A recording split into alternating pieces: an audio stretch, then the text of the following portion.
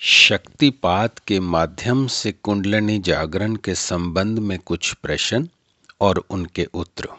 प्रश्न कहते हैं कि प्राण मन के आदेश का पालन करता है।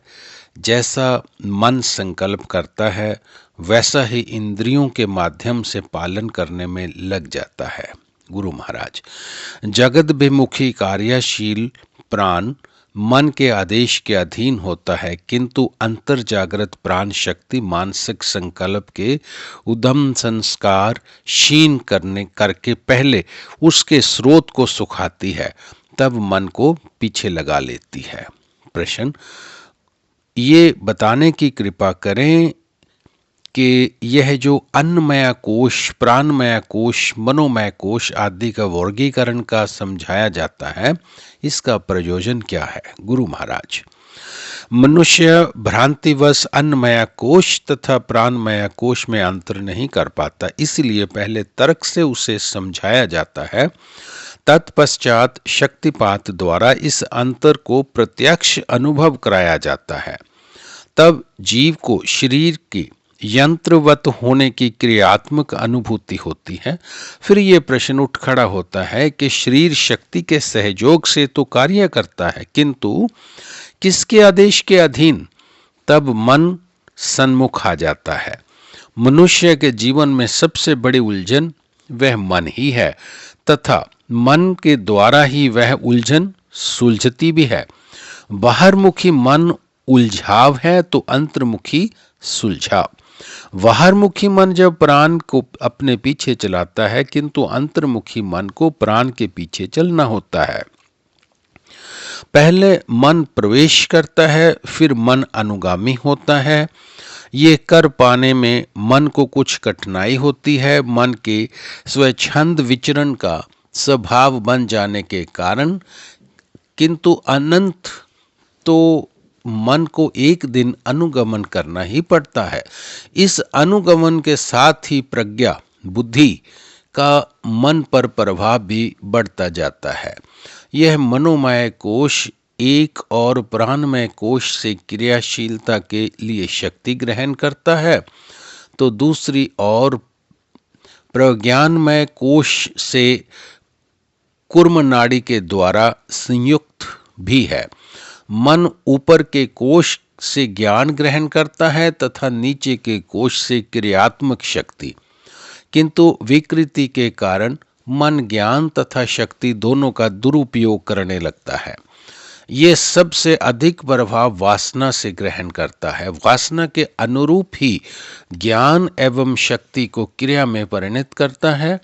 मन ज्ञान से प्रभावित है तथा शक्ति से आशिक्त, पर ये एक निरंकुश शासक की भांति व्यवहार करने लगता है। उससे वासना ज्ञान एवं शक्ति दोनों के ऊपर बैठा देती है।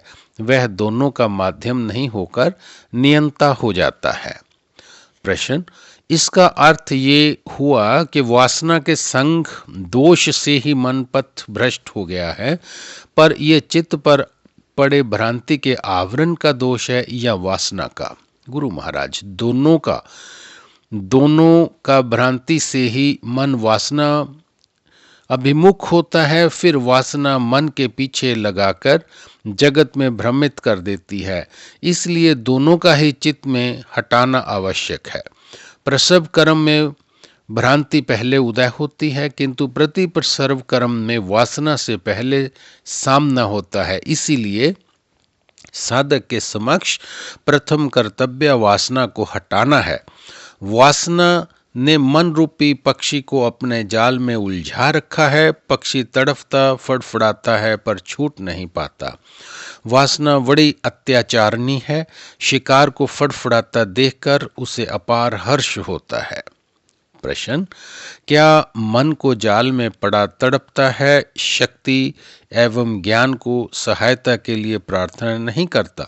ज्ञान एवं शक्ति तो बंधन में नहीं आ सकते। गुरु महाराज, ज्ञान एवं शक्ति बंधन में आ नहीं सकते, किंतु बंधन युक्त हुए से आवश्यक प्रतीत होते हैं। कठिनाई ये है कि मन तड़पता रहता है, किंतु ज्ञान एवं शक्ति को सहायता के लिए प्रार्थना नहीं करता। उसकी शरण ग्रहण नहीं करता, वह मुंह घुमाकर ज्ञान एवं शक्ति को देखता ही नहीं, वासना के ही अभिमुख बना रहता है। प्रश्न, मन की इस दयनीय स्थिति से छुटकारे का कोई उपाय भी है क्या? गुरु महाराज, सर्वप्रथम तो मन में छुटकारे की जिज्ञासा उत्पन्न होनी चाहिए, वही उसकी अधिकार स्थापना है।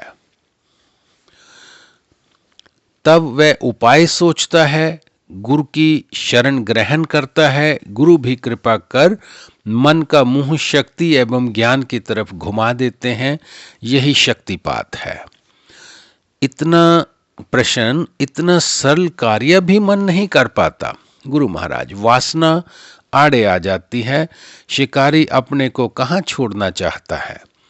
प्रश्न, शक्ति से भी वासना कहाँ मरती है? एक सर काटे जाने पर एक नया उगाता है। गुरु महाराज, पहले इस बात को समझो कि मन अपने बल तथा प्रयत्न से वासना का एक भी सिर नहीं काट सका। सिर काटना तो दूर, उसमें शास्त्र उठाने की क्षमता भी नहीं थी।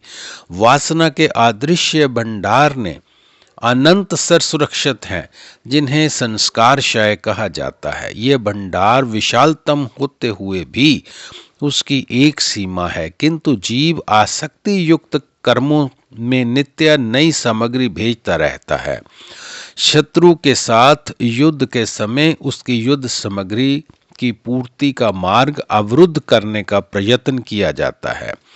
यदि जीव भी अनासक्त कर्म योग का अनुसंधान करे तो वासना के युद्ध भंडार की आपूर्ति का मार्ग अवरुद्ध कर सकता है।